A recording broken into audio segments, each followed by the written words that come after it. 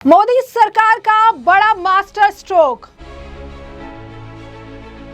संसद में पेश होगा एफसीआरए बिल। विदेशी फंडिंग पर लगेगी लगाम, विपक्ष को लगा सदमा। संसद के मॉनसून सत्र के लगातार 12वें दिन हंगामा होता रहा। विपक्ष अलग अलग मुद्दों को लेकर सरकार पर हमलावर है। दोनों ही सदनों में विपक्ष के विरोध के कारण प्रश्नकाल और शून्यकाल बाधित हो रहा है। इस बीच सरकार ने हंगामे के बाद भी विधेयक पारित कराने की अपनी रणनीति को अमल में लाना शुरू कर दिया है। विपक्ष के हंगामे के बीच भी सरकार जो है विधायी कार्य निपटा रही है। विपक्ष के हंगामे के बीच भी सरकार अपना विधायी कार्य लगातार जारी रखे हुए है। दोनों सदनों में सरकार बिलों को एक एक करके पारित करा रही है। अधिकांश बिल बिना चर्चा के ही पारित हो रहे हैं। एक बिल पर जहां विपक्ष ने समर्थन किया तो एक अन्य बिल पर विपक्ष के अधिकांश लोगों ने वॉकआउट कर सरकार का काम आसान कर दिया। अब तक सरकार हंगामे और विरोध के बीच ही लोकसभा में 5 बिल पारित करवा चुकी है। इसमें एंटी पेपर लीक बिल पर विपक्ष ने साथ दिया। वंदे मातरम को कानूनी संरक्षण देने वाले बिल पर डीएमके को छोड़कर अधिकांश विपक्षी दलों ने वॉकआउट कर दिया। और इसी सब हंगामे के बीच में अब बीजेपी अपना बड़ा मास्टर स्ट्रोक प्लान कर रही है। एक ऐसा बड़ा मास्टर स्ट्रोक जिससे विपक्ष को बड़ा सदमा लगेगा, उन एंटी नेशनल लोगों को बड़ा सदमा लगेगा जो कहीं ना कहीं भारत को अस्थिर करने के लिए विदेशी फंडिंग का इस्तेमाल करते हैं। हम ऐसा इसीलिए कह रही हैं क्योंकि मोदी सरकार ने बड़ी रणनीति तैयार कर ली है। हंगामे के बीच में आपको बता दें कि एप्रोप्रिएशन बिल पारित करा लिया गया। कई चर्चा इस पर नहीं हुई। सुप्रीम कोर्ट के जजों की संख्या बढ़ाने, जन्म मृत्यु के पंजीकरण संशोधन विधेयक को हंगामे शोर शराबे के बीच पारित करा लिया गया। राज्यसभा में भी स्थिति ऐसी ही बनी हुई है। तमाम जो बिल है वो पारित हो रहे हैं और इसी बीच इसी रणनीति के तहत बीजेपी ने अपना मास्टर स्ट्रोक तैयार कर लिया है। बता दें आपको कि लोकसभा की कार्य मंत्रणा समिति की बैठक में सप्ताह 3 विधेयकों पर चर्चा कराने की सहमति बनी है, लेकिन इसमें विदेशी हस्तांतरण विधिनियम यानी एफसीआरए में संशोधन से जुड़ा विधेयक हो सकता है। इसके बावजूद सरकार इसे किसी भी दिन लोकसभा में चर्चा के लिए लाकर पारित करवा सकती है। जी हाँ, बिल्कुल सही सुना आपने। ये बहुत बड़ा आप कह सकते हैं कि अपडेट है, बहुत बड़ा बयान है, बड़ा मास्टर स्ट्रोक है, जहां पर ये कहीं ना कहीं इनके लिए मुश्किल भरा हो सकता है। आपको बता दें कि जिन 3 विधेयकों पर सहमति बनी है उसमें भारतीय सांख्यिकी संस्थान, बैकर्स बुक के आपको बता दें कि एविडेंस कर और कर कानूनों के संशोधन से जुड़े विधेयक हैं। इन विधेयकों को सरकार इसी सप्ताह लोकसभा में पारित कराने की कोशिश करेगी।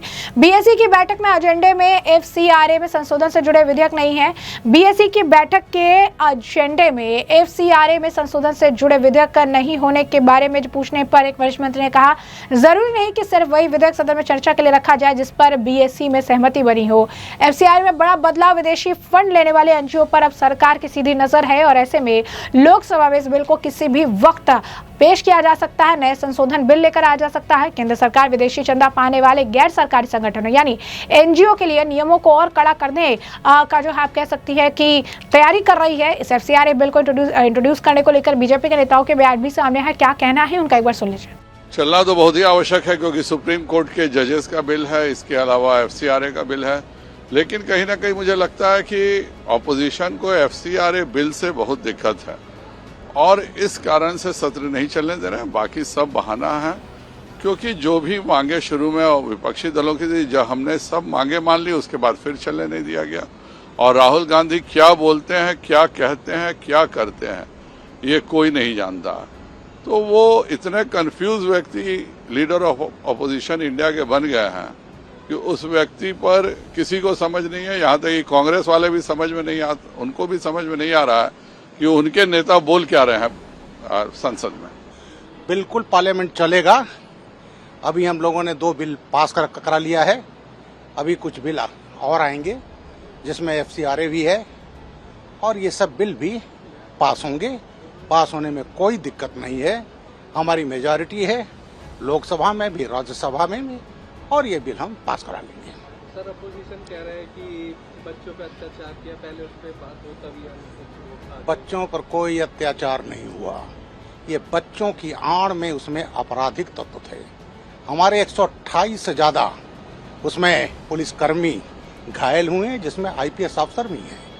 फुटेज है हमारे जवानों को आरएफ के पीछे से लात मारा, गिर गया तो उसको पैरों से कुचल रहे हैं। तो ये उनकी बात कोई नहीं करने वाला। मैं पूर्व पुलिस अफसर हूं इसलिए मैंने उसको देखा है। मैं अपनी फोर्स को बधाई देता हूं। कितने उकसावे का बाद भी उन्होंने उनके बहकावे में नहीं आया। नहीं कि वो तो चाहते थे पुलिस फायरिंग कर दे और कर दे, कुछ मर जाए, इसके बाद तो पूरे देश में आग लगा दें।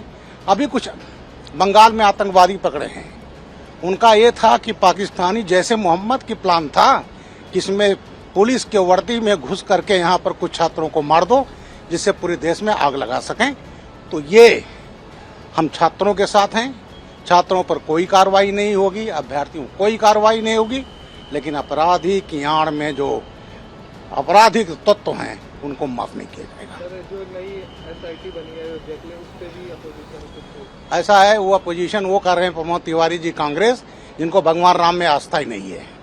इनकी पार्टी ने सुप्रीम कोर्ट में एफिडेविट फाइल किया था, भगवान राम नाम का तो कोई यहाँ अस्तित्व ही नहीं है। और उनके साथ अखिलेश यादव जी भी हैं, जो आज तक कभी राम मंदिर गए नहीं, चले जाएं तो कहीं उनका मुस्लिम वोट ना भटक जाए।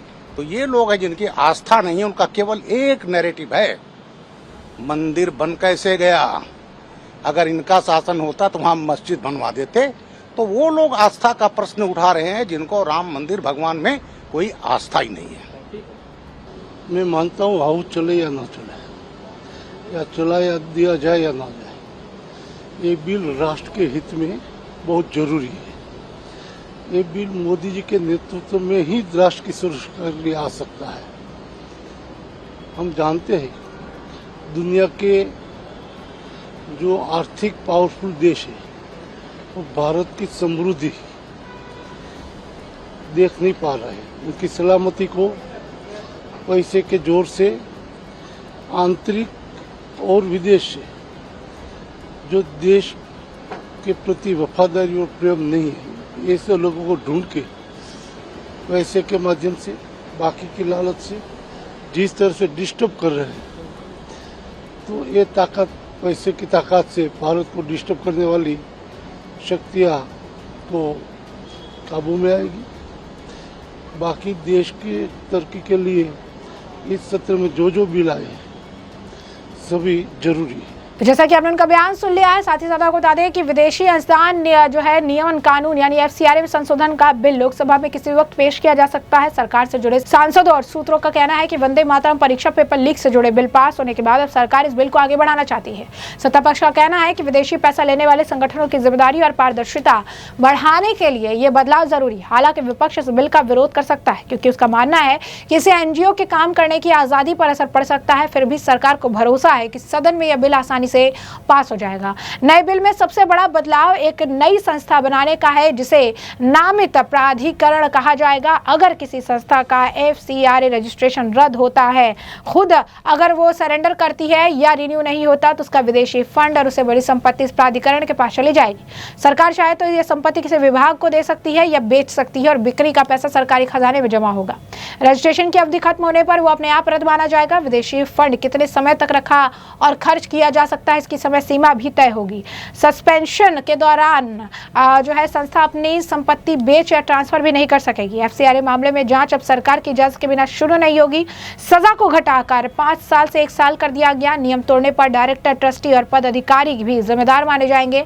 संस्था बंद होने या निष्क्रिय होने पर उसकी संपत्ति स्थायी रूप से सरकार के पास चली जाएगी। यानी आप देखिए कि बीजेपी का एक बहुत बड़ा मास्टर स्ट्रोक है। FCRA को लेकर पहले भी चर्चा होती रही है। FCRA बिल में संशोधन को लेकर पहले भी बयान दिए जाते थे, लेकिन ये कितना ठोस बयान हो सकता है, ये कितना इसे लेकर सरकार काम कर सकती है, ये अभी तक बस सोचा समझा जा रहा था। लेकिन बीजेपी अब इसे एक मास्टर स्ट्रोक की तरह से पेश करते हुए इसे किसी भी वक्त, इस हफ्ते के किसी भी वक्त में जो है लोकसभा में इसे पेश करके पारित भी करा सकते हैं, क्योंकि कई सारे बिल जो है विपक्ष के साथ या विपक्ष के बिना जो है पारित करा लिए गए हैं। तो ऐसे में हमने आपको जो पूरा मामला है विस्तार से बता दिया है। तमाम आपने बयान भी सुन लिए हैं और इस पूरे मामले पर अब आपकी जो राय कमेंट सेक्शन में कमेंट करके जल्द से जल्द साझा करिएगा।